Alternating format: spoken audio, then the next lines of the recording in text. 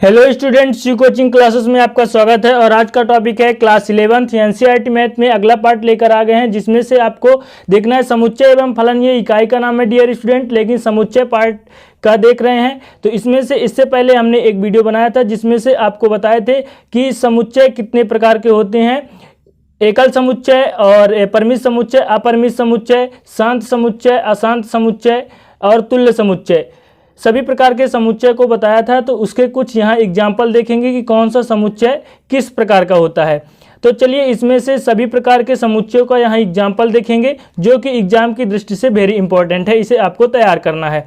तो पहला देख लीजिए, पहला है वर्ष के महीनों का समुच्चय। तो क्वेश्चन क्या है हमारा कि निम्नलिखित समुच्चय में कौन सा परिमित है और कौन सा अपरिमित है, इसमें बताना है। तो परिमित में हमने क्या बताया था, परिमित में हमने बताया था कि जिस समुच्चय में अवयवों की संख्या सीमित हो वो परिमित समुच्चय कहलाता है, लेकिन जिन समुच्चय में अवयवों की संख्या असीमित हो वो क्या कहलाता है, अपरिमित समुच्चय कहलाता है।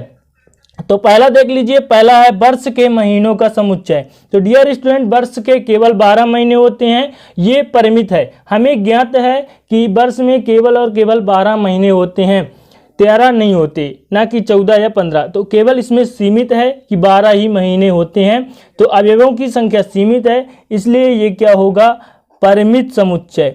तो इसे आप बोल सकते हैं परिमित समुच्चय।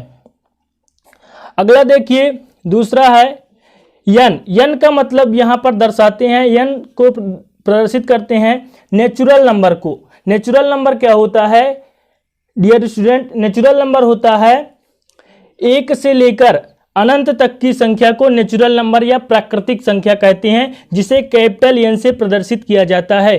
तो कैपिटल एन से नेचुरल नंबर या प्राकृतिक संख्या उसे बोलते हैं। तो डियर स्टूडेंट, यहाँ पे दिया गया है 1 2 3 4 और डॉट डॉट डॉट। इसका मतलब ये है कि ये अनंत तक जाएगा। जब अनंत तक जाएगा तो ये सीमित नहीं है। इनमें अवयवों की संख्या क्या है कि अवयवों की संख्या सीमित नहीं है, इसलिए ये क्या कहलाएगा, ये कहलाएगा अपरिमित समुच्चय। तो इसे आप बोलेंगे अपरिमित समुच्चय। क्यों? क्योंकि इसमें अवयवों की संख्या सीमित नहीं है, अपरिमित समुच्चय होगा।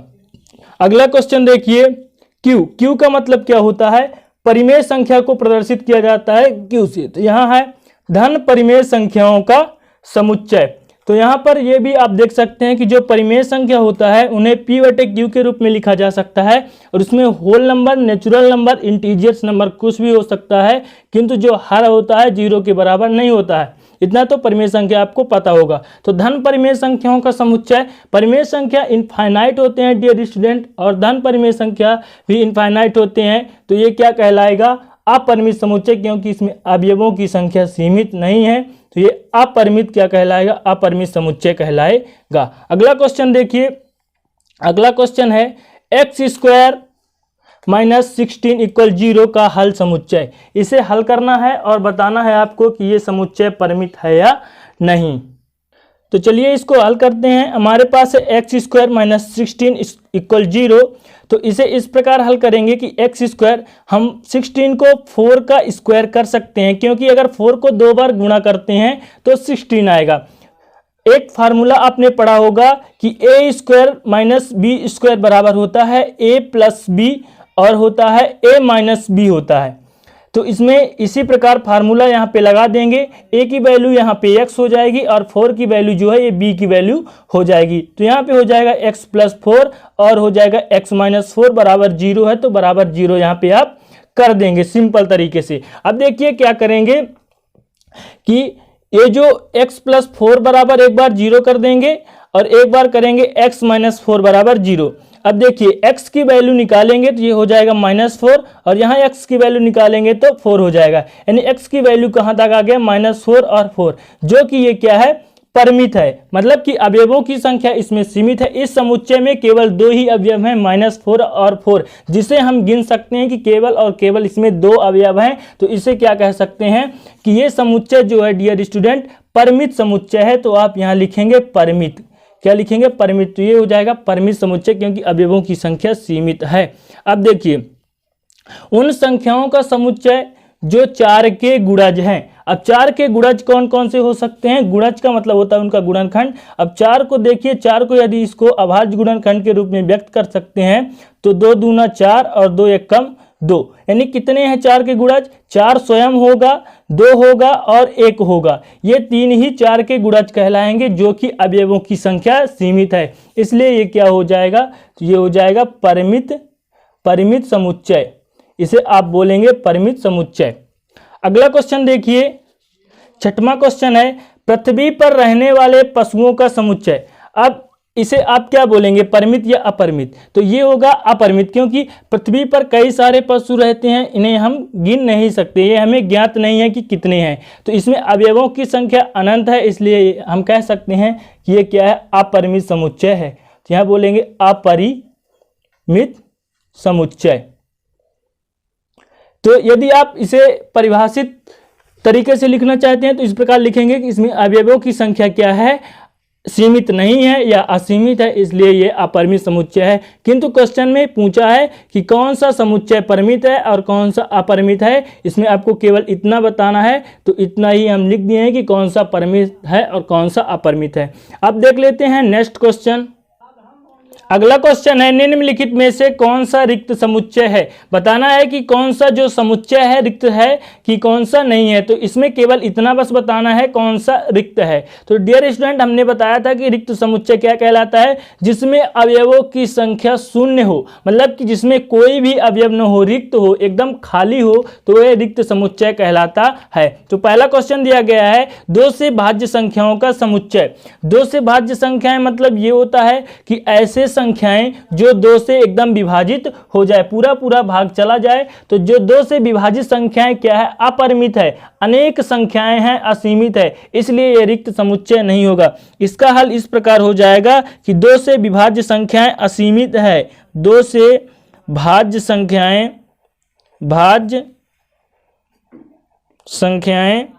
क्या है?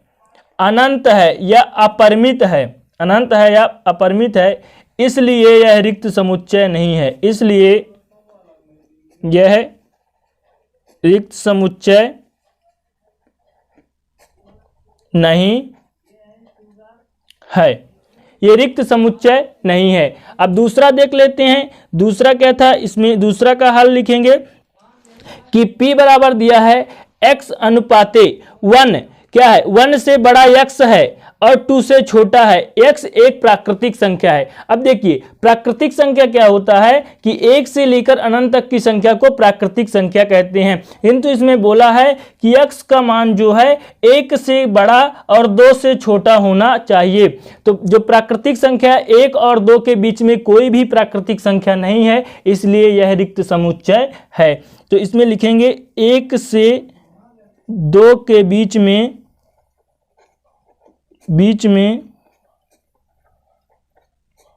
कोई भी प्राकृतिक संख्या नहीं है,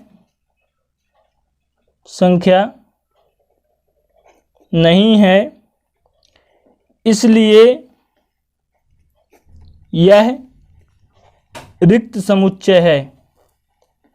समुच्चय है, क्योंकि इसमें अवयवों की संख्या कोई नहीं है, अवयव है ही नहीं, इसमें कोई भी अवयव नहीं है, इसलिए रिक्त समुच्चय होगा। अब तीसरा क्वेश्चन देखिए। तीसरा क्वेश्चन क्या है?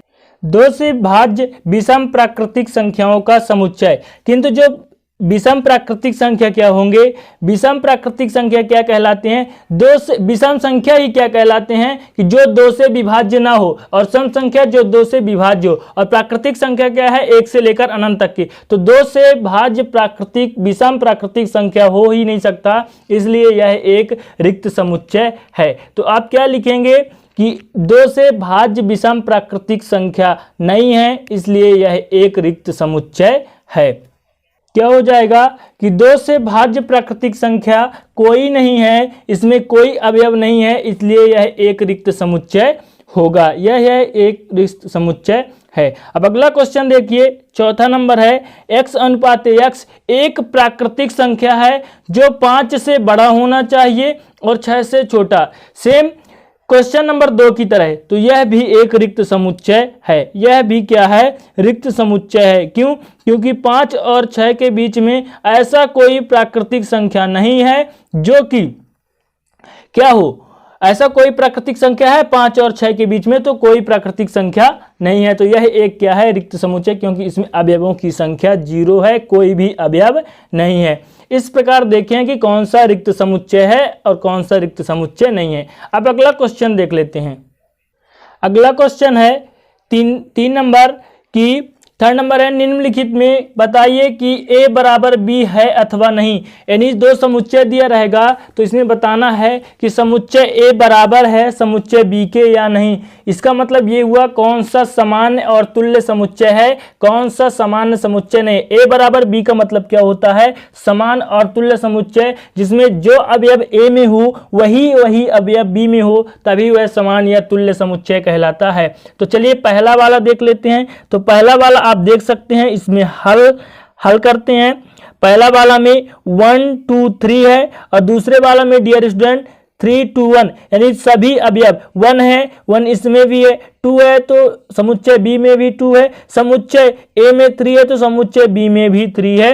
यानी क्या हो जाएगा कि A बराबर B, पहला वाला हो जाएगा A बराबर B। चलिए दूसरा क्वेश्चन देखते हैं। तो दूसरा क्वेश्चन में क्या है कि पहला वाला A समुच्चय में दिया गया है 2 4 6 8 10, क्या दिया गया है? 2 4 6 8 10, और x अनुपात x समधन पूर्णांकों का क्या है? समधन पूर्णांक होना चाहिए। धन मतलब पॉजिटिव, और x का मान जो होना चाहिए 10 के बराबर और 10 से छोटा होना चाहिए। तो धन पूर्णांक क्या होता है कि सभी पॉजिटिव संख्या रहेंगे 1 से लेकर अनंत तक। जो भी इसमें बोला है कि अनंत तक नहीं होगा, 10 से छोटा होगा और 10 से बराबर होगा। तो A का मान क्या है? इसमें A का मान है डियर स्टूडेंट 2 4 6 8 और 10, और B का मान क्या हो जाएगा? सम का मतलब होता है 2 से विभाज्य और 10 के बराबर या 10 से छोटा, तो 2 4 6 8 और 10 हो जाएगा। इस प्रकार ये हो जाएगा। तो क्या होगा? देखिए वही अवयव है या नहीं, तो इसका आंसर ये हो जाएगा कि A बराबर B है। A बराबर B इसका आंसर हो जाएगा, क्योंकि जो अवयव समुच्चय A में है वही अवयव समुच्चय B में है। अगला क्वेश्चन देखिए। अगला तीसरा क्वेश्चन है, क्या तीसरा क्वेश्चन है कि x अनुपात x संख्या 10 का गुणज है, और B नंबर में क्या दिया है? B बराबर 10 15 20, क्या है? 10 15 20 25 30। तो यहाँ पे आप तीसरा क्या कह सकते हैं कि A बराबर B है कि नहीं।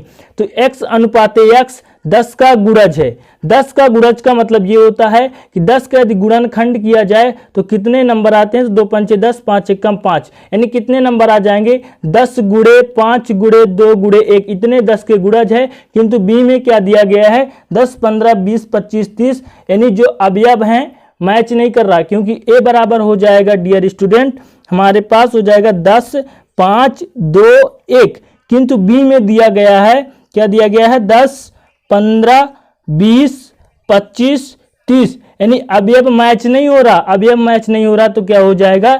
A बराबर नहीं है B के। तो ये आपका आंसर हो जाएगा। इस प्रकार इस वीडियो के माध्यम से 3 प्रकार के समुच्चयों का क्वेश्चन देखिए। आशा करता हूं कि आपको समझ में आया होगा। यदि अच्छा लगे तो प्लीज एक लाइक कर दीजिएगा, दोस्तों के साथ शेयर कर दीजिएगा। मिलते हैं अगले वीडियो में, तब तक के लिए जय हिंद, वंदे मातरम।